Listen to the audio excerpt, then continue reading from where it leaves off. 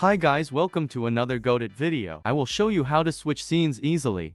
First, I'll create a scene which contains a sphere. We will switch to that scene. As we can see, the scene is now available in the game folder. We need the scene's path in order to change the scene.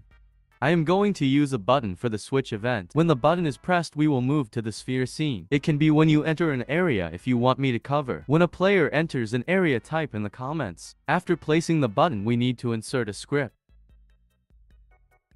I changed the name of the script. You can keep it as default.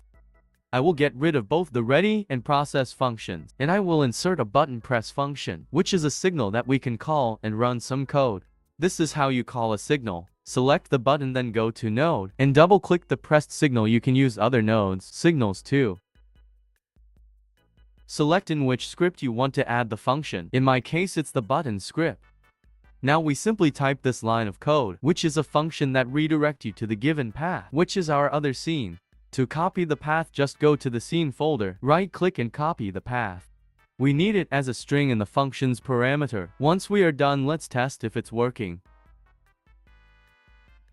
I will press the button, it should switch to the other scene, and there we go, it's working. If you want me to cover Godot's fundamentals, type in the comments. And now have a nice day.